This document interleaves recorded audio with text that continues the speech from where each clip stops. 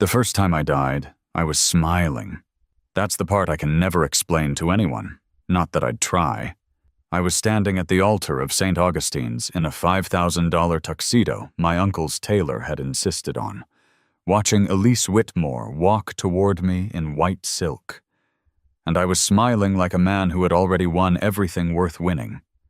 I didn't know yet that in 11 minutes she would turn to my cousin Marcus Vance instead of me, take his hand in front of 400 guests, and say the words that ended my life. Not right away, not with a knife or a gun, but slowly, over 3 more years of lawsuits and forged signatures, and a company that used to have my father's name on the door. This time, I was smiling again, but I knew what came next. I'd had 6 months to prepare for it. The organ started. Elise appeared at the far end of the aisle on her father's arm, veil catching the stained glass light, and 400 people rose to their feet in a hush of silk and cologne. I watched her walk toward me, and I felt nothing but a cold, clean patience, the kind you only get from already having buried the pain once and decided never to feel it that way again. Behind me, to my left, I could see Marcus in the second row, hands folded, jaw tight, doing his very good impression of a supportive cousin. He'd had 3 years of practice at that particular performance.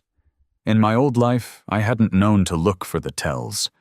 The way his thumb rubbed the inside of his opposite wrist when he was lying. The way his eyes cut to Elise for a fraction of a second too long. Now I saw everything. Now I'd had a lifetime to memorize the shape of my own betrayal. Elise reached the end of the aisle. Her father placed her hand in mine, the way he had the first time, and the officiant, Reverend Halloway, a kind old man who had no idea he was about to become a footnote in someone else's ruin, opened his book and began. I already knew what she was going to do.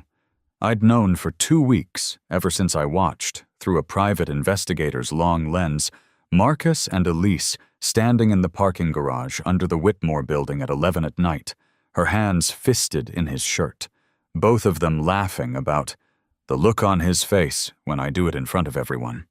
I'd known since the night before that, when I sat across from my father's old attorney, Warren Doyle, in his cramped little office above a dry cleaner's, and asked him to pull a file that had been sealed since before I was born. I'd known since 3 days before that, when I walked into the county clerk's office alone, no photographer, no assistant, and asked to withdraw a marriage license application that had been sitting in processing for 6 weeks. The clerk, a tired woman with reading glasses on a beaded chain, had looked at me like I was insane. "You're withdrawing it? The wedding's Saturday." "I know," I'd said. "You understand once this is withdrawn, there's no license. Whatever ceremony happens Saturday, it's not legal. Not unless you refile and there's a waiting period." "I understand completely." She'd stamped it, dated it, filed it in a drawer that probably hadn't seen daylight since Reagan was president, and said, not unkindly, "Whatever's going on with you, son, I hope it works out." It already had. That was the thing nobody standing in that church could have understood. The wedding they were about to watch wasn't a wedding at all. It was a stage, and I had built it myself, board by board, over 6 months, specifically so that whatever Elise and Marcus had planned to do to me in front of God and the society page would land on a floor that wasn't there. But I'm getting ahead of the story I promised myself I would tell all the way through this time, instead of just living it and dying from it. My name is Julian Vance, and the first time I was 29 years old, I inherited nothing. That's not exactly true. I inherited a name, a face people said looked just like my father's, and a seat at a boardroom table that 30 other men wanted more than they wanted air. My father, Thomas Vance, built Vance Dynamics from a garage in Akron into a mid-cap industrial technology company with contracts in 14 countries. And when he and my mother died in a car accident on the Merritt Parkway when I was 6, he left it to me, with conditions. The will was specific in the way lawyers make things specific when they're trying to control a dead man's world from beyond the grave. Guardianship and interim control of Vance dynamics would pass to my father's younger brother, Richard Vance, until I turned 30, at which point full controlling interest would revert to me, provided I met two conditions. I had to complete a minimum of 5 years working within the company in a role of demonstrated responsibility, and I had to be married by the date of my 30th birthday, which my father, old-fashioned and sentimental in a way that had gotten him teased his whole life, believed would mean I had built a life, not just held a title. He couldn't have known, dying at 38 with a 6-year-old in the back seat of a different car that night, that his conditions would become the exact blueprint his brother would use to steal everything. Richard Vance ran the company for 23 years, like it already belonged to him, because for 23 years, it functionally did. He hired his own people into every department that mattered. He married a woman, my Aunt Diane, whose family had old money and older grudges, and together they raised their son Marcus, like a prince in a house where I was the guest who never left. I want to be fair to my own memory here. Richard wasn't cruel to me in the obvious ways. He paid for my school. He put my name on the org chart. He let photographers take pictures of Uncle Richard and Julian at company galas that made good copy for the trade press. But every year that passed, I understood a little more clearly that I was being raised not as an heir, but as an obstacle being carefully, patiently managed until it could be removed. Marcus was the son. I was the clause. Elise Whitmore came into my life when I was 24, introduced at a fundraiser by my Aunt Diane, with the kind of enthusiasm that should have told me everything.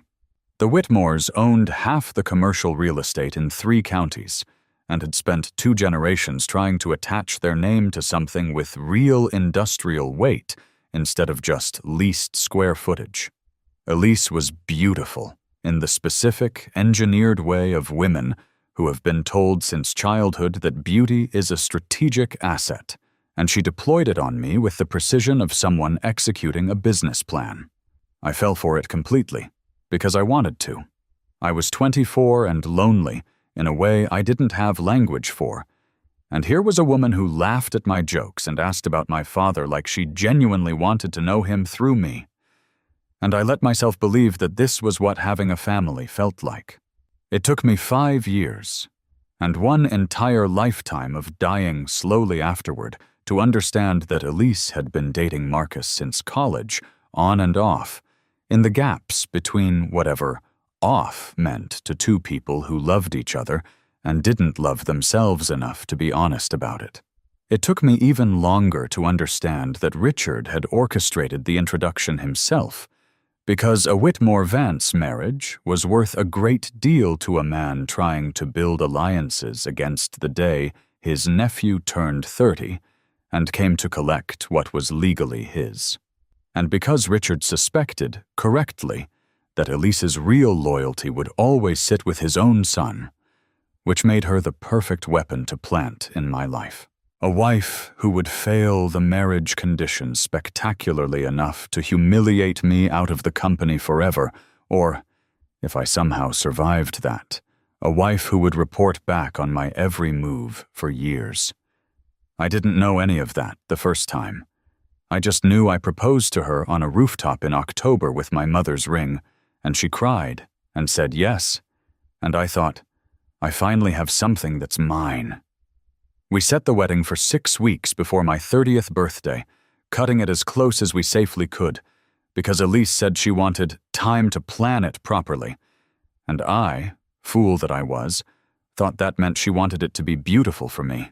I stood at that altar the first time with the same cold marble floor under my dress shoes, the same stained glass throwing red and gold across 400 faces, and when Reverend Halloway asked Elise if she would take me, she turned, not to me, but toward the second row, toward Marcus, and said in a voice pitched exactly loud enough to carry to every microphone the wedding photographer's assistant had, unbeknownst to me, been asked to plant near the front pews 2 days earlier.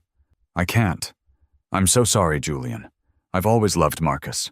I think some part of you has always known that. I remember the sound the church made. Not gasping, not really.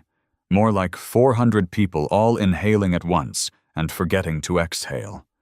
I remember Marcus standing up, not even performing reluctance anymore, walking to her like he'd been waiting his whole life for someone to finally give him permission.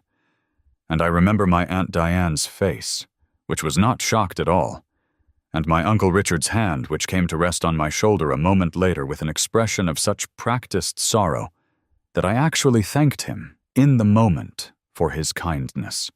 It took 3 days for the story to run in the business press with photographs. It took 3 weeks for the board, packed, I would only understand years later, with men my uncle had spent 2 decades cultivating, to determine that since the marriage condition of my father's will had failed through no action of the company, and since I had, in their words, demonstrated instability incompatible with executive responsibility, during a public breakdown at my own wedding, interim control would extend indefinitely pending review. It took 3 years for that review to conclude that it would simply never happen, dressed up in enough legal Latin that I spent every dollar I had fighting it and lost anyway, because the judge assigned to the eventual suit had, I discovered far too late, sat on the board of a foundation my Aunt Diane chaired. It took 2 more years after that for Marcus, safely installed as CEO, to notice that I still had access. Vestigial, forgotten, a mistake someone should have cleaned up, to a set of legacy servers holding early patent filings from my father's original garage-era prototypes, and to decide that the cleanest way to close that loophole permanently was to have his general counsel quietly build a case that I had been accessing proprietary data without authorization and selling it to a competitor. I hadn't. I'd been logging in at 2 a.m. to read my father's old engineering notes because it was the only way I had left to feel close to him. But by then I had no money for lawyers who mattered, and the case never needed to be proven in open court, because the threat of it was enough to make me sign away my last residual shares for a settlement that let me disappear quietly instead of being publicly destroyed a second time. I spent the last 18 months of that life in a 1-bedroom apartment in a city where nobody knew my last name, working a job that had nothing to do with anything I'd trained for, watching from a great and growing distance as Vance Dynamics, my father's company, built from nothing in a garage he financed by selling his motorcycle, became, Owen, under Marcus's name, a subsidiary swallowed whole by a private equity fund that stripped it for parts within 3 years and put 4,000 people out of work in the process, including men who had known my father personally and had once told me, at company picnics when I was 8 years old, that I had his exact laugh. I died at 36 of a stroke, alone, in an apartment I was 2 months behind on. The coroner's report, which I only know about because I read it in a different lifetime with a different set of eyes, said the immediate cause was a ruptured aneurysm, but noted, clinically, dispassionately, the way medical reports note everything, chronic elevated cortisol markers consistent with prolonged severe stress. I have thought about that phrase more than almost anything else from that entire life. Prolonged severe stress. 7 years of it, starting at an altar. And then I woke up. I woke up in my childhood bedroom in the house Richard and Diane still technically owned, in the body of a 29-year-old man 6 months before his own wedding, with every memory of the life that came after intact, sitting in my chest like a stone I'd swallowed and couldn't cough up. I want to be honest about what that first hour felt like, because it wasn't triumph. It wasn't even relief. I lay in that bed, staring at a ceiling I remembered from being a child. And for a long time, I couldn't move, because the grief of 7 years, the company, the lawsuits, the apartment, the stroke, was sitting right on top of the grief of losing my parents at 6 years old, and both of them were suddenly, impossibly current. Both of them happening to me at once in the space of a single confused, hyperventilating hour. Then, slowly, underneath the grief, something else arrived. Not hope, exactly. Something colder and more useful than hope. I knew everything now. I knew that Elise had never loved me and never would. And more importantly, I knew exactly when, where, and how she planned to destroy me, because I had already lived through it once, in exhaustive, humiliating forensic detail. I knew Marcus's tells. I knew Richard's board allies by name. I knew which judge my Aunt Diane's foundation connections would eventually reach. I knew, because I'd read them.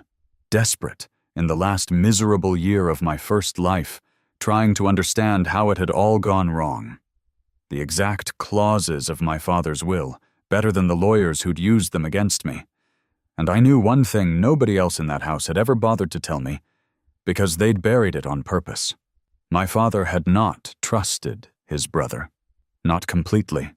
Not enough to leave everything in a single document that Richard's lawyers could pick apart in probate court for 2 decades. I remembered, my old self remembered, in that last desperate year, tearing through boxes of my father's things that Diane had never bothered to throw out because they weren't worth anything to her. Finding a business card. Warren Doyle, attorney at law, an address above a dry cleaner's that had probably closed by the time I actually needed him. I'd called that number once, in my old life, 11 months before I died, too broken and too late to do anything useful with what he told me, which was simply that he'd known my father, that my father had been a careful man, and that he was very sorry, but without proper documentation there was nothing legally he could do for me now. This time I called him on my second day awake in my own past. Warren Doyle turned out to be 71 years old, half retired, working out of an office that smelled like old paper and burnt coffee, and utterly unprepared for a 29-year-old to walk in and recite from memory the docket number of a sealed supplementary trust filed the same month as my father's primary will. "How," he said very slowly, setting down his coffee, "do you know about that?" I didn't have an answer that wouldn't get me committed, so I gave him the only one I had. My father told me things before he died. I've spent years piecing them together. I need you to tell me if I'm right, or if I've wasted 6 years chasing a ghost. He looked at me for a long time, the particular weighing look of a man who has spent 40 years learning to smell desperation and knows the difference between a con and a drowning person. Then he pulled a key from a drawer, walked to a filing cabinet that looked older than I was, and set a thin folder on the desk between us. The Vance Family Supplementary Trust, filed 11 days after my father's primary will, named me as sole beneficiary of a separate holding entity, a trust that owned quietly, without ever appearing on Vance Dynamics' public cap table, 41% of the patent portfolio underlying the company's original industrial control systems. Not the company, the patents. The actual intellectual property that every contract, every product line, every dollar of revenue Vance Dynamics had generated for 2 decades ultimately depended on licensing back from this trust, at terms my father had set to renew automatically, unless the trust's beneficiary formally objected. I had been, without knowing it, my uncle's landlord for 23 years. The trust had no marriage condition, no age condition beyond 21, which I'd passed at the exact moment Richard Vance took over as interim CEO, and never once bothered, in 23 years of careful management, to check whether his dead brother had left anything outside the will he controlled. Why would he? Nobody had ever told me. I hadn't found out until 11 months before I died the first time, and by then I had no money, no lawyers, and no fight left to actually use it. This time, I had 6 months, a complete map of the future, and Warren Doyle's trembling, furious, delighted attention. "He never checked," Warren said, staring at his own decades-old paperwork like he was seeing it for the first time. Your father built himself an emergency exit and your uncle never even looked for the door. He's about to find it, I said. But not yet. Not until I'm ready. The 6 months that followed were the strangest of my 2 lives combined, because I spent them performing exactly the man everyone expected to see. A slightly nervous groom, a dutiful nephew, an unambitious cousin content to let Marcus run point on the big client meetings, while underneath that performance I was dismantling the entire architecture of my own destruction, one quiet transaction at a time. I didn't confront Elise. I didn't confront Marcus. I'd learned the hard way over 7 years and a death that confrontation without leverage is just noise that gives your enemies time to prepare. Instead, I watched. I hired the same private investigator I'd have needed and never been able to afford in my old life.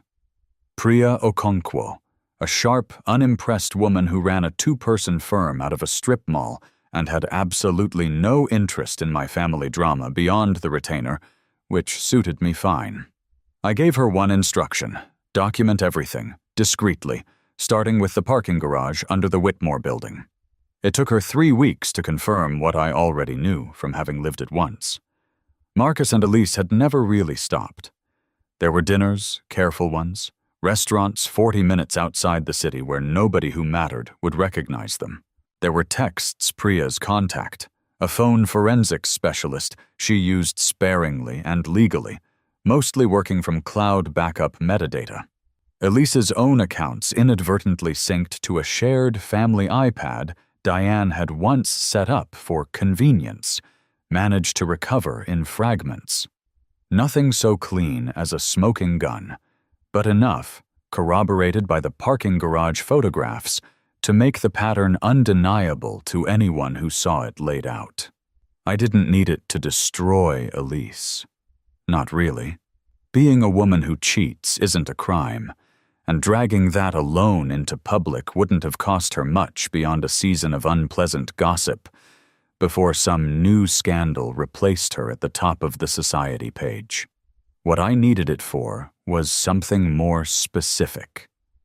Proof of exactly when the plan to humiliate me at the altar had been formed, because that timeline mattered enormously for the second, larger thing I was building: Marcus's finances. In my old life, I'd never once thought to look at Marcus's finances, because in my old life I'd spent those years believing, with the particular stupidity of the genuinely betrayed, that my only enemy was cruelty. It took a stroke and a second chance to teach me that cruelty is usually just greed wearing a nicer suit, and greed leaves paper trails. I remembered, because I'd eventually learned it, far too late, from a sympathetic junior accountant who'd reached out to me anonymously after I'd already lost everything, feeling guilty about something he'd seen and never reported.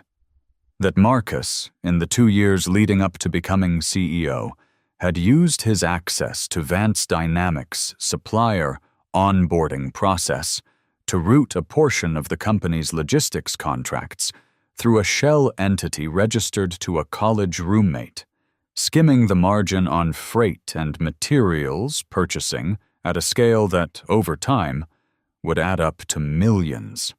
It was the kind of theft that's invisible at the top line, and only shows up if someone with real access goes looking at the vendor-level detail, which nobody at Vance Dynamics had bothered to do, because Marcus was the boss's son, and bosses' sons don't get audited. This time, I didn't wait for an anonymous accountant to develop a conscience 11 years too late. I went looking myself, quietly, using the residual system access I still had as a nominal executive in training. The exact access that, in my old life, Marcus would eventually weaponize against me as unauthorized. This time, I used it first, and I used it carefully, working with a forensic accountant Warren Doyle recommended. A meticulous, humorless woman named Alicia Reyes, who took one look at 18 months of freight invoicing and said, "This isn't sloppy. This is somebody who thinks nobody's ever going to check. Nobody ever had. That was the whole design. By month 4, I had a complete, documented, chronologically bulletproof picture. Marcus's shell company, dating back 3 years. The parking garage, dating back to before my engagement was even announced. Emails recovered legally through the shared iPad backup Diane had never bothered to secure, in which Richard, my own uncle, discussed with Marcus, in careful, plausibly deniable corporate language, the timeline sensitivity around the marriage condition and the importance of Elise's family remaining aligned with our long-term structure regardless of how the personal situation develops. My uncle had known. Not just suspected, known and planned around it, treating my own wedding as a mechanism to be steered rather than a life to be respected.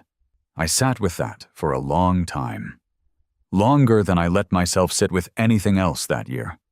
There's a particular kind of pain in confirming, in black and white, in your own uncle's careful corporate phrasing, that the people who raised you always understood you as an obstacle. I let myself grieve it once. Alone, in my car outside Alicia Reyes's office. And then I put it away, because I had learned, the hard way, over 7 years of drowning in exactly this kind of grief with nothing to do about it, that rage without a plan is just another way of dying slowly. I had a plan now. The marriage clause, of course, was the piece I moved on first, because it was the piece with a clock attached. I went back to Warren Doyle in month 2 and had him formally, quietly file the paperwork asserting my beneficial interest in the supplementary trust. Not publicly, not yet, but on record, dated, time-stamped 6 months before my 30th birthday, so that no one could later claim I'd manufactured the claim after the fact, once I knew I needed it. That single filing meant that even if the primary will's marriage condition failed catastrophically and publicly, the way I knew it was going to, I would still hold, outright, patent rights that Vance Dynamics could not operate without. Which meant the wedding no longer mattered to my survival at all. It only mattered as a stage. The second piece took longer and cost more, in every sense. Using capital, I raised quietly against my future trust interest. Warren helped me structure a private loan against the patent portfolio's licensing revenue, the kind of financing move Richard would never have imagined his supposedly harmless nephew capable of arranging. I incorporated a new company, Meridian Control Systems. Small at first. 6 employees, a leased floor in a building 40 minutes from downtown. Nothing that would show up on anyone's radar. I used those 6 months to do quietly and legally what would have looked, from the outside, exactly like the unauthorized data access Marcus would have framed me for in my old life. Except this time I did it first. I did it as the actual legal beneficial owner of the intellectual property in question, and I did it with Warren Doyle's paper trail backing every step. I began the licensing renewal review my father's original trust terms had always technically allowed the beneficiary to conduct. I began quiet conversations with 2 of Vance Dynamics' oldest engineering leads, men who had worked with my father personally, who had told me, at company picnics, that I had his laugh, and who, it turned out, had spent the last several years watching Marcus's leadership with a controlled, professional despair. They were only too relieved to finally have somewhere to put. I didn't ask them to leave Vance Dynamics. I asked them to consult for Meridian on a side basis, evaluating whether certain licensing terms needed updating for modern manufacturing standards. Technically true, legally clean, and quietly the exact groundwork for the transition I knew was coming. I met, twice, with 3 of Vance Dynamics' largest industrial clients. Not to poach them, not yet. That would have been reckless and premature. But to reintroduce myself as Julian Vance, working on some new licensing structure work with my father's original trust, planting a seed of familiarity and legitimacy that would matter enormously in a few months' time, when those same clients would need somewhere steady to look. And I went to the county clerk's office 3 days before my wedding and withdrew the marriage license application because I had already secured everything I needed without it, and because some part of me, the part that had died once already at that altar, needed the actual, legal, undeniable fact that whatever happened Saturday, it would happen to a man who had already walked away. Elise never noticed. Why would she? In my old life, in her mind, in this one too, I was still just the groom, anxious, a little quiet, easy to overlook while she and Marcus finalized the choreography of my humiliation. She had no idea that the man standing across from her at the rehearsal dinner, nodding along politely while she described the seating chart, had already read the coroner's report of his own death and decided, with total clarity, exactly how this version of the story was going to end. The morning of the wedding, I woke up in the same childhood bedroom, and for the first time since I'd opened my eyes 6 months earlier in this life, I felt something close to peace. Richard knocked on my door at 8, dressed already, smiling the same warm, practiced smile he'd worn my entire remembered life. "Big day," he said. "You nervous?" "Not really," I said, and meant it in a way he couldn't have understood. "Good man." He clapped my shoulder, the exact gesture I remembered from the altar the first time. Delivered a beat too early this time, before he had anything to be sorry for yet. "Your father would be proud of you today." I looked at him for a moment longer than the comment required. He had no idea, standing in that doorway in his rented morning coat, that I now knew about the emails. That I knew he'd discussed the personal situation with his son like a line item in a quarterly review. That I knew, with documented certainty, exactly how little my father's pride had ever factored into his calculations. "I hope so," I said, and let him leave the room believing he'd just delivered a kindness. Marcus found me an hour later in the vestry, ostensibly to help with my tie, actually. I understood now, watching him with new eyes, to run one final check that I was sufficiently oblivious for what was coming. He was good at it. I'll give him that. 29 years of practice at being the golden son had made him fluent in exactly the right register of warmth. "You good?" he asked, adjusting a tie that didn't need adjusting. "I'm great," I said, and smiled at him with total, genuine warmth, because I already knew this was the last morning of his life where anyone in that church would look at him with respect, and some small, human part of me almost pitied him for not knowing it yet. "She's a lucky woman," he said. "We'll see," I said, and something flickered behind his eyes.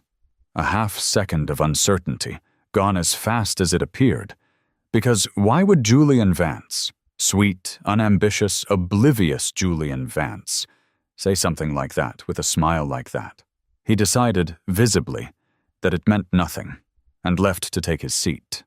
I stood alone in the vestry for a few minutes after that, looking at myself in a mirror some long-ago church custodian had hung for exactly this purpose, for grooms to check their ties and steady their nerves.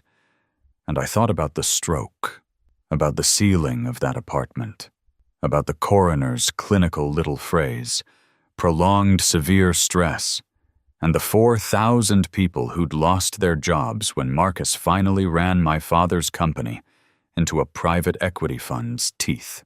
Then I straightened my jacket and I walked out to marry a woman who was never going to marry me, in a wedding that was never legally going to happen, in front of 400 people who had no idea they were about to watch the most expensive mistake of 2 people's lives. The church looked exactly the way I remembered it. Stained glass throwing red and gold, 400 faces, the particular hush of old money trying to look effortless, Reverend Halloway at the altar with his kind, oblivious face and his book of words that were, for the second time in my life, about to mean absolutely nothing. Elise came down the aisle on her father's arm, and I watched her the way you watch a storm you already know the path of, not with fear, but with something almost clinical, cataloging the details I'd missed the first time because I'd been too busy loving her to actually see her. The way her eyes went, just once, to the second row, to Marcus, before finding me and arranging themselves into the practiced softness she'd need for the photographs. The way her hand, when her father placed it in mine, was cold and steady in a way that a genuinely nervous bride's hand wouldn't have been. Reverend Holloway opened his book. The vows began. Mine first, and I said them clearly because they cost me nothing. I wasn't promising anything to a woman I had any intention of actually marrying. I was reciting lines in a play I'd already rewritten the ending of. Then it was her turn. I watched it happen almost in slow motion, the way you watch something you've already seen once. And this time there was no cold shock, no sense of the world tilting sideways, just a strange, distant recognition, like watching a recording of your own worst day from a great and safe height. Elise didn't say the words. She turned, away from me, toward the second row, exactly as she had the first time, exactly as I'd known she would. And her voice, when it came, was pitched precisely loud enough to reach every corner of that church, because I now knew, from Priya's investigation, that there was in fact a small microphone clipped inside the second row's floral arrangement, planted there 2 days earlier by a photographer's assistant Elise had personally paid an extra $2,000, ostensibly for candid audio for the wedding video. "I can't do this," she said. "I'm so sorry, Julian. I've always loved Marcus. I think some part of you has always known that." The church did the thing I remembered. That collective inhale, 400 people forgetting, for one suspended second, to exhale. Marcus stood. And this time I watched him do it without a single flicker of surprise, watched the whole rehearsed choreography of his walk down to her, watched Richard's hand rise toward his own chest in a gesture of performed shock so smooth it would have fooled me completely, 7 years ago, in a life I no longer had to live through helplessly. This time I didn't stand there in silence while the world ended. This time I laughed. It wasn't cruel or loud or theatrical. It was quiet, genuine, almost gentle. The laugh of a man who has been waiting 6 months, and in some sense 7 years, for this exact moment, and finds it, now that it's finally here, almost funny in its predictability. It was so completely wrong for the moment that the church's collective gasp curdled instantly into confusion, and 400 faces that had been prepared to watch me shatter turned instead to watch me not shatter at all. Elise's hand, halfway extended toward Marcus, froze. "Julian?" Reverend Holloway said, uncertain, his kind old face caught between 2 scripts neither of which he'd been prepared for. "It's all right, Reverend," I said, and turned to face the church instead of the altar. 400 faces. My Aunt Diane, 3 rows back, her shock genuine this time because she hadn't rehearsed a reaction to a groom who wasn't devastated. My Uncle Richard, hand still frozen at his chest, watching me with the first real uncertainty I had ever seen on his face in either of my lives. "Elise," I said, and my voice was steady, almost kind. "I actually need to thank you. You've saved me a very complicated conversation I was planning to have after the reception." "What?" she started. "I withdrew our marriage license application 3 days ago," I said, "at the county clerk's office. There's no legal marriage happening in this church today, regardless of what either of us says at this altar. So please, take your time. Say whatever you need to say to Marcus. It genuinely doesn't matter to me anymore." The confusion that moved through that church was a physical thing. A ripple you could watch travel pew by pew. I heard, somewhere in the 3rd row, a whispered, "He did what?" I saw Warren Doyle, seated discreetly near the back, exactly where I'd asked him to be, allow himself the smallest, tightest smile of satisfaction. I saw Priya Okonkwo standing near a side door in a plain, dark dress, unremarkable among the guests, checking her watch with the precision of someone who had a very specific next step to execute on a very specific schedule. "You," Richard found his voice first, stepping forward, and I could see him recalculating in real time, the way I imagine he'd recalculated 1,000 board votes over 23 years. "Julian, this is a family celebration. Whatever's happened here, this isn't the place—" "You're right," I said. "It isn't. So let me make it quick." I turned to Marcus, who was still standing halfway between his seat and Elise, caught in the open like a man who has just realized the ground he's standing on used to be a stage, and the stage has just been pulled out from under him. "Marcus," I said, "I know about the freight contracts. Rhea's Forensic Accounting has a full 3-year documentation package of the shell company you've been routing Vance Dynamics Logistics margin through. Halden Freight Solutions, registered to your Cornell roommate, Peter Halden, who I understand is currently very cooperative with investigators, given that his own liability drops considerably if he demonstrates he was following your instructions." I let that land for exactly as long as it needed to. That package went to the District Attorney's Financial Crimes Unit this morning. "Priya," I nodded toward the side door. "Just confirmed the filing went through." Priya, without a flicker of expression, gave the smallest possible nod. The color left Marcus's face in a way that no amount of Golden Sun practice could perform. "You're lying," he said. But it came out thin, unconvincing, a man testing an idea he already knew was false. "I'm really not," I said. "I've had 6 months to make absolutely sure I wasn't." I turned, finally, to Richard, and this was the part I had thought about more than any other. In the long, quiet hours of the last 6 months, not the confrontation itself, but the exact tone I wanted to use, because rage was easy, and I'd had 7 years to learn that rage wasn't what would actually hurt him. "Uncle Richard," I said, "you spent 23 years managing Vance Dynamics as though it belonged to you and Marcus.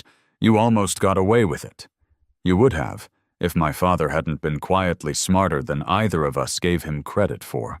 He filed a supplementary trust 11 days after his primary will, naming me sole beneficiary of 41% of the original patent portfolio the entire company still licenses to operate. Warren Doyle has the documentation. I formally asserted my beneficial interest 4 months ago. Vance Dynamics has been operating this entire time on licensing terms I control. And effective this morning, those terms are under review." I watched something in Richard's face I had genuinely never seen there before. Not in either of my 2 lives, not once, in all the years he'd raised me with his careful, managed warmth. "Fear. You wouldn't," he said. "Julian, whatever's happened today, the company employs 4,000 people. I know exactly how many people it employs," I said, and my voice cracked, just slightly, on the word exactly, because I did know I had watched 4,000 jobs disappear once already under Marcus's leadership, and I had spent 6 months making very sure that this time the ones who deserved protection would have it. Which is why I've already begun transitioning key licensing and engineering relationships to a company I founded 4 months ago, Meridian Control Systems. Fully staffed, fully capitalized, and as of this morning, in active conversation with 3 of Vance Dynamics' largest industrial clients about a smoother, more stable manufacturing partnership going forward. I'm not trying to destroy 4,000 jobs, Uncle Richard. I'm trying to make sure they don't go down with the 2 of you. The church had gone completely, totally silent. The specific silence of 400 people who came to watch a wedding and are instead watching, in real time, the public dissolution of a company worth several $100 million. Elise, forgotten for a moment in the wreckage of Marcus and Richard's unraveling, found her voice, brittle and furious. "This is insane. You're humiliating me in front of everyone." "You planned to humiliate me in front of everyone," I said, turning to her. And here, finally, the gentleness left my voice, because this was the part that had actually broken something in me. Once, a long time ago, in a life she would never know I'd already lived. You paid a photographer's assistant $2,000 to plant a microphone in the floral arrangement so your speech would carry to every camera in this church. You've been seeing Marcus in the parking garage under your own father's building for over a year. I have photographs, Elise. I have texts. I'm not using any of it publicly, because unlike some people in my life, I've never actually wanted to destroy you. I only ever wanted you to stop pretending to love me while you did. I let that sit. But don't stand there and call this humiliation. You built the stage. I just declined to die on it. Nobody in that church moved. Reverend Halloway, still holding his book, looked as though he'd aged a decade in 90 seconds.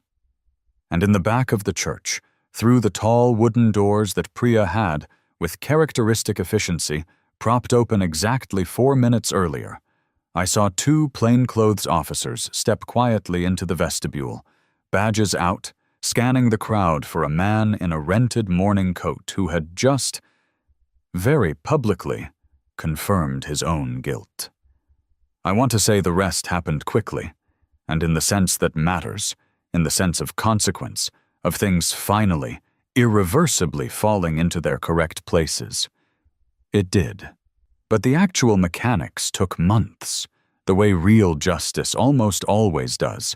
Slower and less cinematic than the moment at the altar, full of depositions and forensic hearings, and the particular grinding tedium of watching a corrupt structure get dismantled by people who are very good at paperwork. Marcus was arrested that afternoon. Not dramatically, not in front of the reception crowd. The officers waited, with what I later learned was Priya's polite but firm suggestion, until the church had mostly emptied, sparing him at least that much. It didn't save him from the trial, or the plea deal that followed 8 months later, or the 18 months he ultimately served for wire fraud and embezzlement, a sentence his father's lawyers fought hard and expensively to reduce, and could not, because Alicia Reyes's documentation was, as she'd promised, not sloppy. Richard's fall took longer because his crimes were smaller in the eyes of the law and larger in every way that mattered to me. He hadn't stolen money directly. He'd stolen 23 years of a dead man's intentions, quietly, patiently, through boardroom maneuvering and a will he'd been trusted to honor and hadn't. There's no statute for that. But when the supplementary trust's beneficial interest became public, when Vance Dynamics' board, most of whom it turned out had far less loyalty to Richard than to their own continued employment, realized that 41% of their core patent licensing now sat in the hands of a nephew they'd spent 2 decades underestimating, the vote to remove Richard as interim chairman took less time than the wedding rehearsal dinner had. He came to see me once, afterward, at Meridian's offices, which by then had grown from 6 employees to 60, occupying 2 floors of a building downtown that used to house one of Vance Dynamics' old subsidiaries. He looked smaller than I remembered him.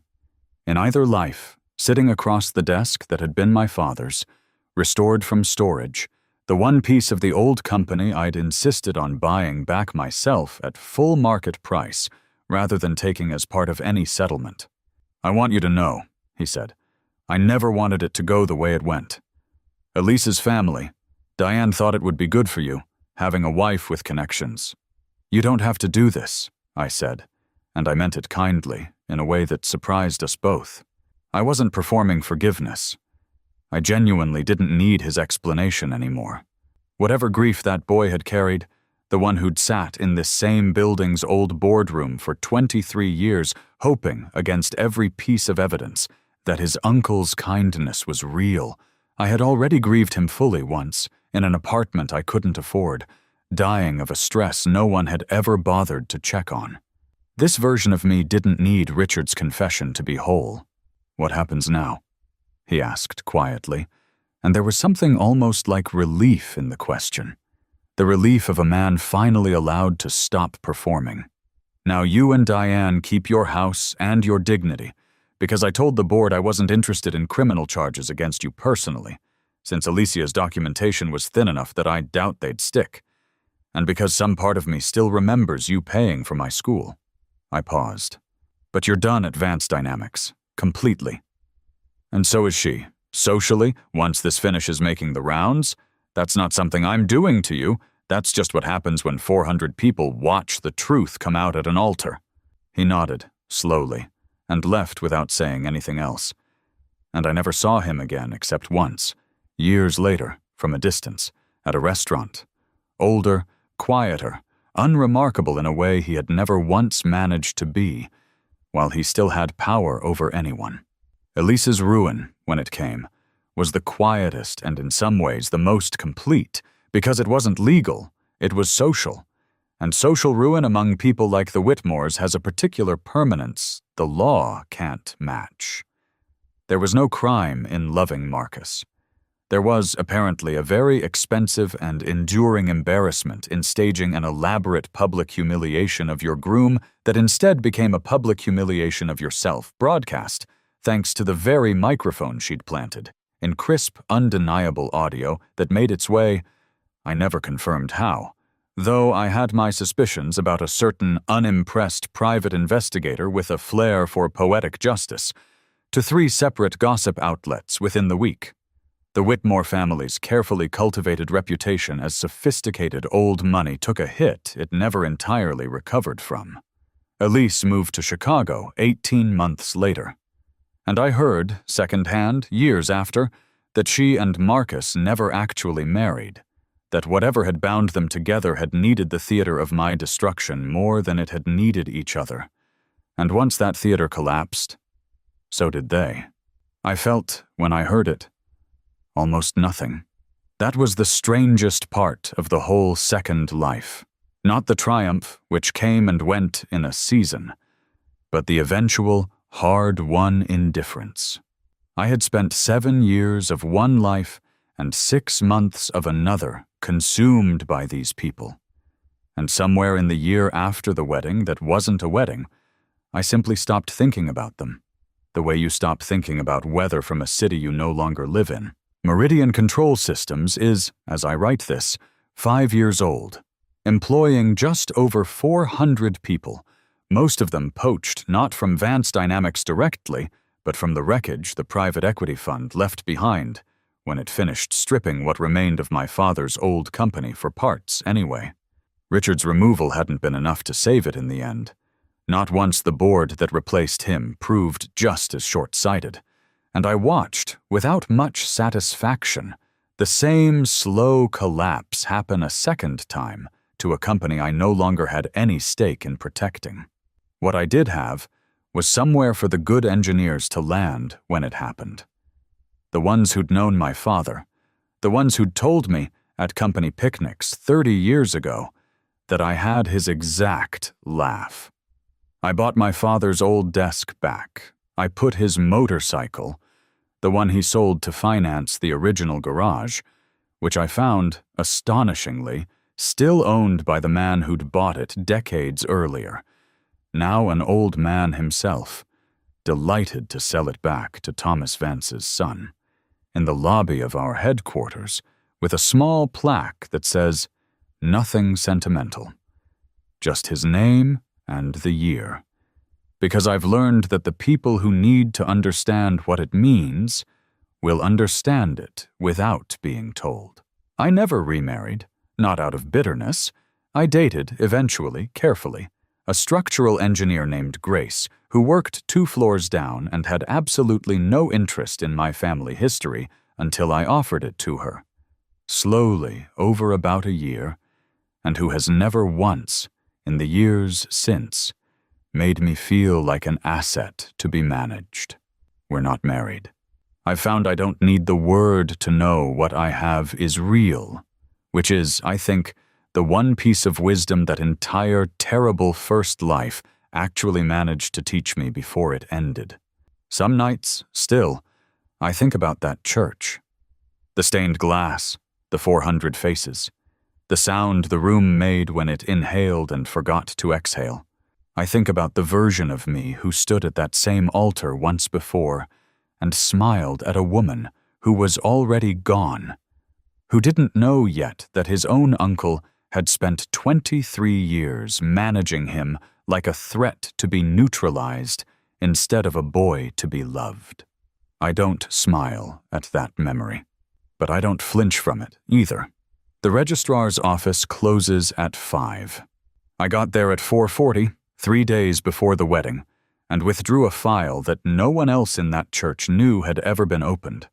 It's a small thing, on paper, a stamp, a date, a drawer that probably still hasn't seen daylight since. But it's the reason I got to walk out of that church a free man instead of a dead one, 7 years early on my own terms, having let her choose him one more time, and having made absolutely, finally sure that her choice could never touch me again.